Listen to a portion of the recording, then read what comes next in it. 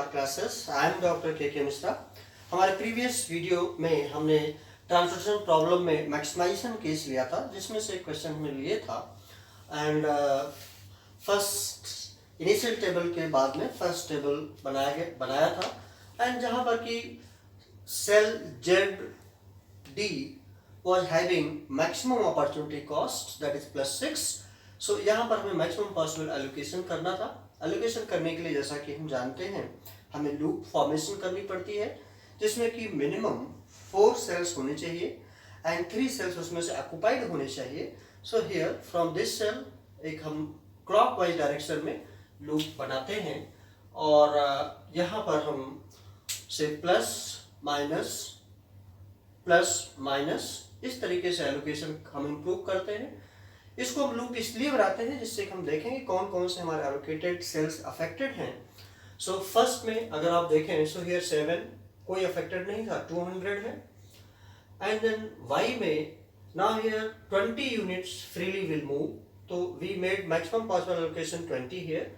इसको एडजस्ट करते जैसे यहाँ 20 आया ये यहाँ पर माइनस करेगा, जो यहाँ का 20 था यहाँ पर 120 चला जाएगा और यहाँ से 20 माइनस हो जाएगा। Rest of the allocations will remain the same.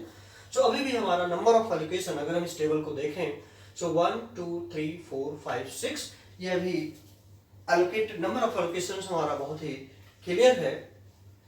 अब हम इस पर प्रॉफिट कैलकुलेट करेंगे। जैसा कि हमने प्रीवियस ट्यूटोरियल में बताया था कि ये मैक्सिमाइजेशन की प्रॉब्लम है, प्रॉफिट हमेशा हर स्टेज पर हम कैलकुलेट करेंगे, लेकिन हम ओरिजिनल टेबल से करेंगे। तो यहाँ पर हमने एक्स बी टेबल लिया और प्रॉफिट यहाँ पर कैलकुलेट कर लिया जहाँ यहाँ पर एलोकेशंस थी। अगर आप देखें सो लास्ट टाइम में that profit was 15,180, now profit has increase to 15,300। अब हमें ये देखना है क्या ये 15,300 जो प्रॉफिट आया ये प्रॉफिट हमारा यही रहेगा या और बढ़ सकता है।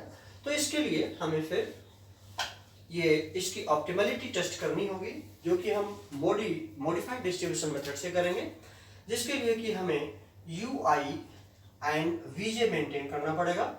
हम किसी एक को 0 मान सकते हैं, जैसे कि प्रेफरेबली जिस कॉलम या रो में नंबर ऑफ ऑक्युपाइड सेल्स ज़्यादा हों वहाँ पर हमें 0 मानना चाहिए। मान लीजिए इस समय हम U3 को 0 मानते हैं। So here formula is, again I am not going to calculate but I am writing formula for you. UI plus VJ का मतलब इन दोनों का एडिशन इसके बराबर होना चाहिए। सो सी 0 plus 11 that is 0 plus 11 is 11, 0 plus 14 14, 0 plus 5 5। एक हम करके आपको दिखाते हैं। से दिस इज 3 1 सेल है।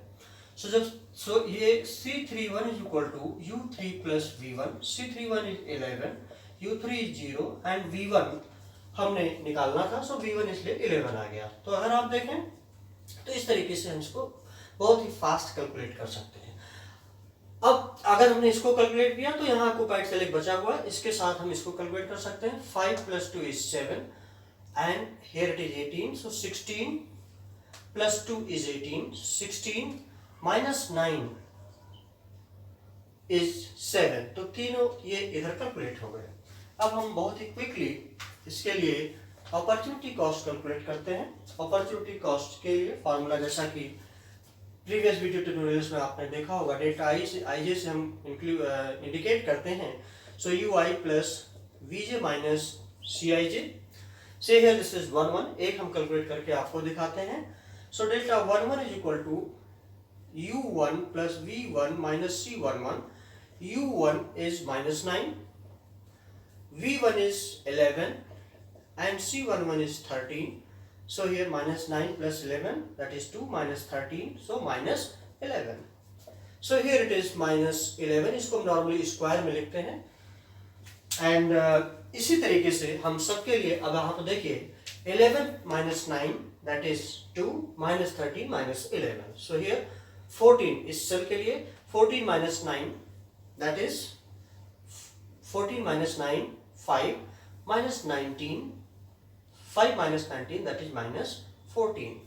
Now 5 minus 9 minus 4 minus 0 minus 4, 17 यहाँ पर है। So 11 plus 2 13 minus 17 minus 4, 14 plus 2 that is 16 -15 यहाँ पर +1 आ गया, 16 -22 सो -6। सो दिस वे सभी एम्प्टी सेल्स के लिए हमने अपॉर्चुनिटी कॉस्ट कैलकुलेट कर लिए। और अब हम यहाँ पर देखते हैं कि एक सेल YC के लिए अभी भी हमारी अपॉर्चुनिटी कॉस्ट पॉजिटिव है। तो इसका मतलब ये हुआ कि हमें यहाँ पर अभी मैक्सिमम पॉसिबल एलोकेशन करना होगा, जिसके लिए कि हमें नेक्स्ट टेबल बनानी पड़ेगी। नेक्स्ट टेबल बनाने से पहले हमें लूप फॉर्मेशन देखना होगा कि कहाँ से हम मैक्सिमम पॉसिबल एलोकेशन यहाँ पर करेंगे। सो हियर एंड क्लॉकवाइज यहाँ से हम कर सकते हैं। This is this way, so it is plus minus plus minus. अब नेक्स्ट टेबल कंस्ट्रक्ट करते हैं हियर। सो हियर से it is A, B, C, D and availability X, Y, Z, D is a demand 13 7 19 0, 13 7 19 0, 200, 17 18 17 18 15 7 500, and here it is 11 22 14 5 300 180 320 100 and 400 and 1000। केवल यही cell हमारे affected हैं। So rest sales को हम पहले से लिख सकते हैं, दैट इज 200 इस सेल पर, इस रो में एक ही है, दूसरे रो में 18 पर 120, ये अफेक्टेड नहीं है, so we can write 120 here and 11 180, this can be written. अब यहाँ पर देखिए ये प्लस है, तो प्लस माइनस से होकर आएगा 100 100, इसका मतलब यहाँ पर मैक्सिमम पॉसिबल एलोकेशन हम यहाँ 100 कर देंगे। जैसे ही हम यहाँ 100 करेंगे सो ये ज्यादा हो जाएगा, तो दैट मीन्स यहाँ से नेगेटिव होना है, सो 100 यहाँ सब्ट्रैक्ट हो जाएगा। So here it is 280 and plus होना है यहाँ पर 120 हो जाएगा। So that way 1 2 3 4 5 6। अब हम जरा ऐड कर लें 200, here it is 120 plus 280, 400 plus 500, 400 100 320 and 180। So that way allocation is perfect। Now let us calculate profit here. So profit figure is, we will take it from the original table. Here this is XB. So XB is basically 18. So 18 into 200 plus YB. YB is 7. So 7 into 120 plus YC. YC is 10, so 10 into 100 plus YD, and YD is 18, so 18 into 280 plus ZA. ZA is 14, so 14 into 180 plus ZD 20, so 20 into 120। Let us calculate it. So 18 दूना 3600 plus 840 plus 1000 plus 18 144 14, 18 दूना 36 10 46 4 6 4 10 50 plus 2520 plus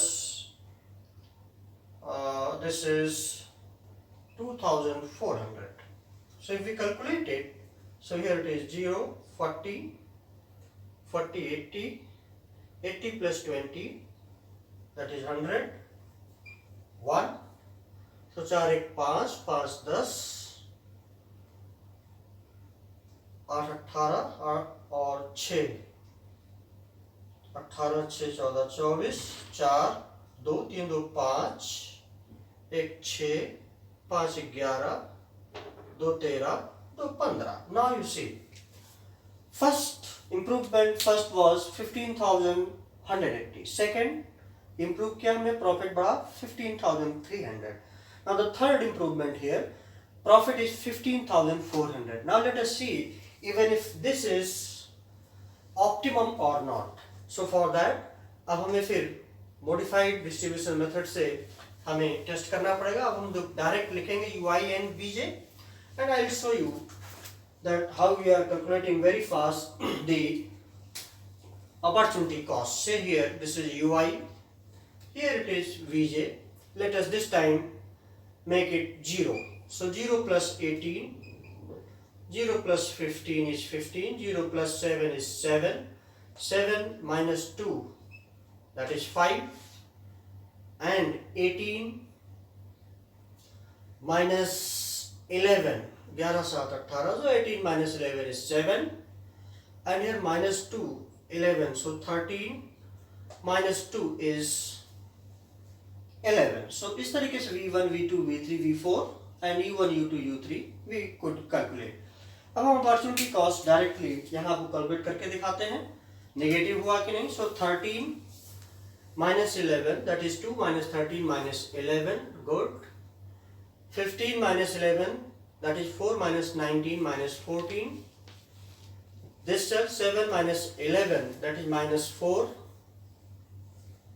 This cell 13 minus 17 minus 4. 18 minus 2 that is 16, 22, so minus 6. 15 minus 2, 13 minus 1. Luckily, now at this stage, opportunity cost for all the empty cells are negative. So, actually now, the profit figure that is 15,400 now is, we can say as optimal. This is the optimum solution. So that's how, friends, we solve the transportation problem. This is special case maximization. So far I have been giving you lot of solutions of different problems on transportation. और मैं आपको बता दूं, इससे पहले हमारे और video tutorials में हमने CPM पार्ट पर काफ़ी कवरेज किया है, सिंप्लेक्स मेथड पर कवरेज किया है, ग्राफिकल मेथड कंप्लीट किया है. ये हमारा ट्रांसपोर्टेशन मेथड बहुत ही डिटेल में हमने कंप्लीट किया है. नेक्स्ट वीडियो ट्यूटोरियल में हम आपको असाइनमेंट प्रॉब्लम्स की बात करेंगे. So thank you for watching me. Have a nice time. Thank you very much. अगर आपने इस आपको पसंद आया है सो प्लीज़ आप लाइक करना ना भूलें, कमेंट और सब्सक्राइब करना ना भूलें, शेयर करना ना भूलें. Thank you very much. Have a nice time.